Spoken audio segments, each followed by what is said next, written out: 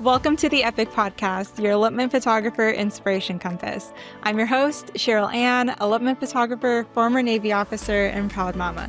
This is where adventure and destination elopement photographers come to get inspired, connect, and keep learning. If you're ready to reach new heights and find your true north, you're in the right place. Stay epic.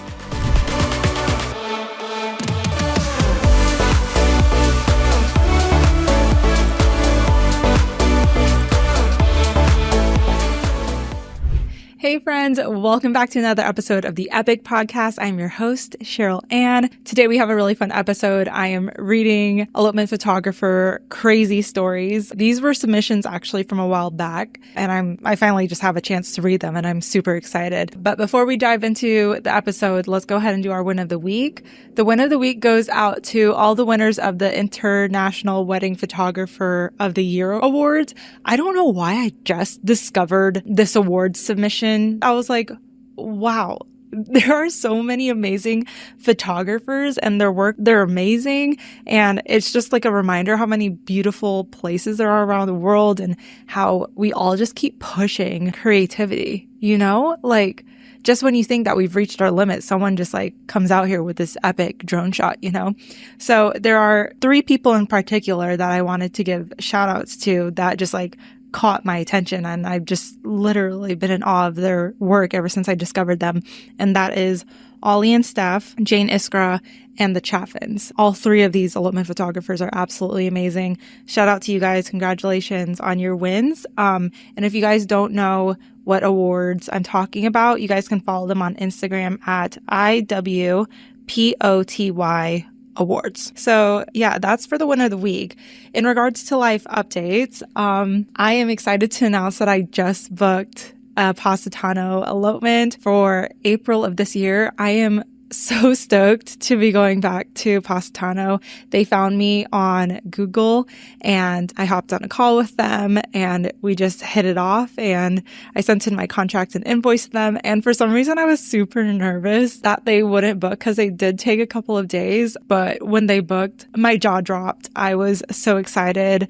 The first person I told was my husband, and I don't know, you guys, I'm just so grateful that they found me, I believe, through my blogs that I've written, and that I'll be going back. So yeah, they will actually be my first adventure elopement of the year. And it's just such a cool way to start off the season, to start off 2026. So yeah, stay tuned for that.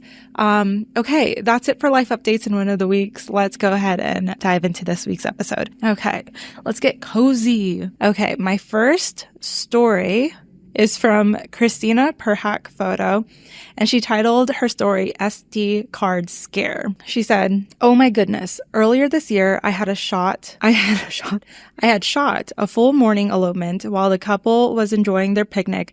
I decided to look back on their photos. For some reason, my camera was only showing me photos from their picnic.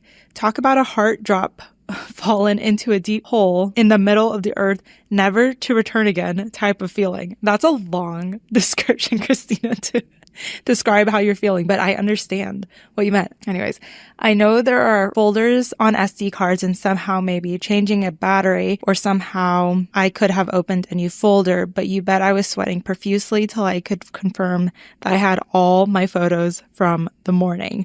Girl, I know exactly how you feel. That is so scary. I would be panicking if I was trying to look back at my photos during an elopement day and not seeing the photos I have taken prior to. I would actually freak out mentally. So I'm glad all the photos were still on the card though, because that's just such a nightmare. Okay. Thank you for your submission, Christina. Let's go on to the next one. The next submission is from Mangiante Photography. Shout out to my girl, Gina. Her story is late to the elopement. She says, "I am a very on-time person and I typically show up early, especially on elopement days. Thanks, anxiety, LOL. I had an early morning sunrise elopement in Florence, Italy a few months ago. I was up and ready to go and called a taxi through an app like Uber. I waited for a while to be paired with my car, and finally I was, but after a few minutes, they canceled on me. I called another one and it was searching for forever. So I was like, F it. I canceled the search for a taxi and realized I had no other options except to walk. It was about a 40-minute walk. Not the worst case scenario, but the final 5 to 10 minutes were all uphill. If you've been to Piazzale Michelangelo, then you know. So I sped walked. I let my couple know I was going to be late and I walked as fast as I could. Thankfully, my couple was understanding and joked that maybe they took the taxi I was supposed to have. Everything ended fine, and actually my couple was so chill about it because they postponed their elopement by a few days last minute due to passport issues, which meant I had to move around my trip so I could stay in Florence longer for them. I think they were so grateful I made it work for them that me showing up like 30 minutes late was not a big deal at all. But personally, I hate being late to things, especially work, so it felt like a nightmare to me. Girl, I totally understand. But you flexed for them in regards to like changing your whole trip to make sure that you make their elopement. Like, that is awesome as an elopement photographer. On top of that, I do have a story that like gives me flashbacks to this. I remember it was for one of my Redwoods elopements. I didn't realize how bad Uber was in that area because it was like my first time photographing there, and I had called an Uber for their adventure session the day prior to their elopement. The Uber said that it was like 30 minutes away, and I was like, okay, like I have a lot of time. But then it just stayed at 30 minutes. Like, it wouldn't move. And then eventually the driver just canceled on me. And I was like, okay, well, their adventure session is in like 10 minutes. What am I going to do? So I ended up texting them, telling them like, hey, could I get a ride with you guys? Because they were only like a few minutes down the street from me anyways. So they said like, sure, no problem. So they picked me up and we went to the adventure session together. And it was not a big deal for them, but still, you guys, I also do not like being late to any of my photo shoots. And from then on, I always, in that area in particular, I always rented a car instead of relying on Uber or Lyft. But yeah, thank you for your submission, Gina. Okay. Next story. This one is from He Calls Me Wildflower. Shout out to Sawyer. She named her story Douche City Drone to the Rescue. She said, a few years ago, I was hired for a proposal and this guy was already kind of difficult. He kept changing his mind and was not super clear on where he wanted to pop the actual question. To make things worse, there was no communication from him the day of, and there was absolutely no reception in the area. I was there with my husband and 3-month-old baby trying to figure out where the hell he was. I knew he was going to be on horseback somewhere on a trail, but he didn't say which one, and there are literally 15 different trails at this spot. Thank the good Lord that my husband brought his drone, so we were able to track him down by way of drone. Nice. I had to run to get in position so I didn't miss the proposal, but I caught it just in the nick of time. Turns out the guy was a real douche and didn't want to pay me full price because they only got 15 minutes of sunlight, but that was his own fault for lack of communication. Yes, he literally wasn't going to pay me until I threatened legal action, and his last response to me was, I guess you could use the money for your kids on the holidays. Rude. Douche City over here, but drone to the rescue. Wow. Talk about a good use of your drone, though. I would not think about that. Good on your husband to send that thing up and find him and track him down. That's like really smart. Well, awesome. I'm glad he paid you because you deserve it. And I'm sorry that he was so rude to you because that's just unnecessary. Okay. This one is from Anonymous and they titled it The Nightmare. Okay. A couple had a micro wedding with 30 guests. It was a hot, humid August day in Virginia. The guests were seated at the ceremony spot that was outside in direct sunlight with zero shade nearby. Oh no. And the bride was running a bit behind. So the guests were cooking in the sun, waiting for the ceremony to start. The bride finally walks down the aisle, and the officiant, an older guy about 70 plus years old, took the rings to pray over them and drop them in the grass. The rings are found, but still.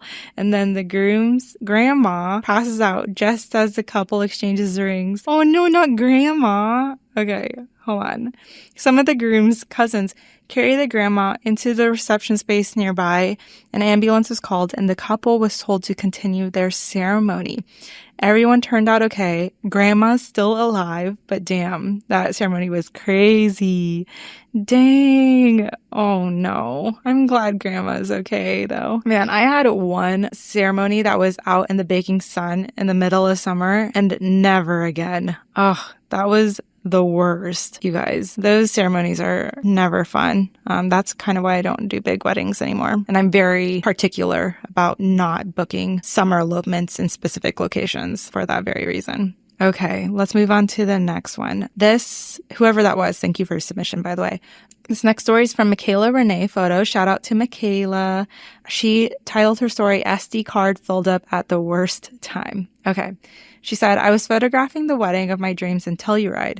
The couple was having the reception in front of the most amazing view, and I wanted to get a photo of the first dance from the rooftop dining space. It was inside, through the lobby, upstairs, and out into the deck, and I didn't have a second, okay? I knew they were going to dance for the whole song, so I decided to risk it. After about a minute, I ran upstairs to get the iconic view and overhead view of the dance floor.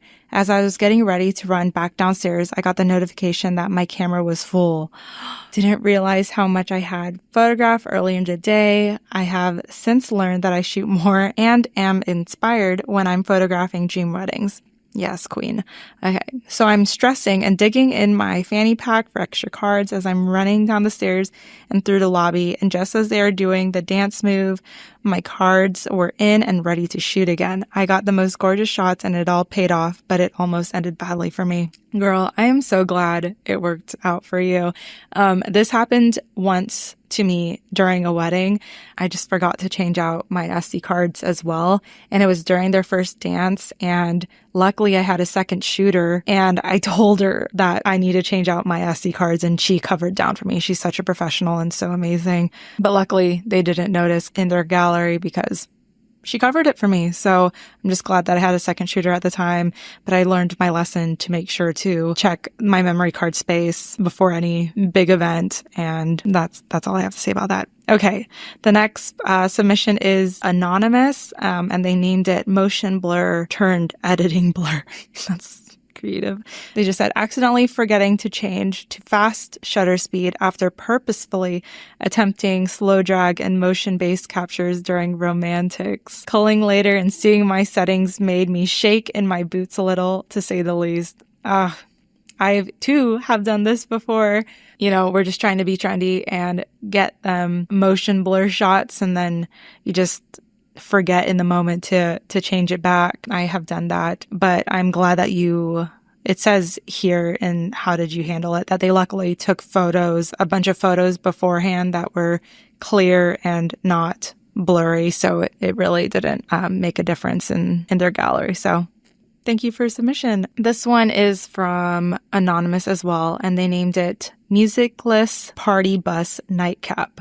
Okay, they said, maybe not as dramatic, but it is always, unfortunately, a concern for women and protecting your safety as a woman in today's day and age. One time, an elopement client covered my ride back to my car after fulfilling my duties at destination number 2 by sending me alone on their party bus back to destination number 1, the hotel where my garage was, with just me and a random male driver. It was already late evening and I was unfamiliar with the general area. A strange and musicless ride back to a deserted parking garage was not it. Nah, that does not sound like fun. And again, another reason why I rent my own vehicle. But I'm glad that you were safe, whoever this was. Thank you for submission. And our last story. Okay, this one is from Anonymous, and they titled the story, Reminder, Jail Records Are Public. Make sure you check them. I don't know if I like where this is headed. Okay, this person said, I got an inquiry in October of 2025 for a micro wedding, fall of 2026 or 2027. They were still deciding. Everything seemed fine. Really awesome vision, and what they wrote seemed to be my perfect dream client. However, she responded to my initial inquiry email saying that her fiance was currently in jail and they are waiting for his sentencing in December 2025. So she would be the main person of contact for calls and wedding planning, and that they're still not quite sure when he'd be released in time for a fall 2026 or 2027 wedding. Well, I had lots of reactions at once because on the surface, people go to jail all the time for minor things. Even not paying speeding ticket or parking tickets can land you in jail for a few days. I'm always one to give the benefit of the doubt and starting really writing out the pros and cons before I responded. That's nice of you. She wrote, 1, they have no clue how long he'll be in jail until December, so I had thought about pausing conversations anyway until January when they at least know more. 2, if I could only talk and plan with her, how would it impact my client experience for an elopement experience when it's heavily designed to work with both of them? True. Number 3, what if his release isn't as clean as a certain date and he's out? How does that impact postponing or cancellations? They're looking for a fall date, which is the business time of the year. True. For my market, so that's a big risk for me for a valuable spot on my calendar. Anyways, I had a ton of questions and was really going to take the evening to think about it and process exactly how to approach it. But something felt off. He was arrested in September and then won't be sentenced until December. That's a long time to be held in jail for something minor. Then I remembered that arrest records are public info and you can see what people have been charged with. Well, I looked him up and he was charged with over 35 counts of sexual abuse charges related to children and animals. You guys, I think I might have to censor some of that. Oh no, including possession of child porn. Eee. So that put an immediate stop to everything. There's no way I'm getting involved in this, and the charges are severe enough that there's no way he's getting out in time for 2026, let alone a 2027 wedding. No, yeah, he's staying in there. I waited until the next morning to reply back politely, declining, saying I wasn't a good fit for their wedding. And within minutes, she replied, "What is the reason you think you're not the right fit?" Girl. She said girl in capital letters here. Suffice to say, I did not respond any further and she needs to sort through things first and probably stop trying to plan a wedding right now, at least until after December when they know more. But that's also a hard sell to vendors, and I worry she's going to stop telling people he's in jail because people keep turning her down. I have no idea if she knows how easy it is to find his arrest record with his name and the details she gave in her inquiry and following messages. So that's a whole other issue. Imagine booking a wedding couple, then halfway through the planning, then you find out that he's in jail for serious crimes. Truly wild. Girl, I am so glad that you knew to look up his records like that, because that is crazy. You've literally dodged a bullet. That is terrifying. That is absolutely terrifying. Oh my God. That's probably one of the craziest stories I ever got so far on the podcast, you guys. Well, we are ending. We are ending on that, you guys. I hope you guys enjoyed the episode. Sorry, I'm like in shock right now. Anyways, yeah, I hope you guys enjoyed the episode. That's it. This is a real reaction you're getting from me. I hope you guys are watching this on Spotify or YouTube because you cannot fake this. I hope you guys have a great rest of your day, and until next time, stay epic. Thanks for tuning into the Epic Podcast. If you loved today's episode, don't forget to follow the show, leave a review, and share it with a friend who could use a little inspiration. You can connect with me on Instagram and TikTok at Sheryl Anne Photo or at Epic Photo Podcast for more stories, tips, and behind the scenes from life as an elopement photographer. Until next time, stay epic.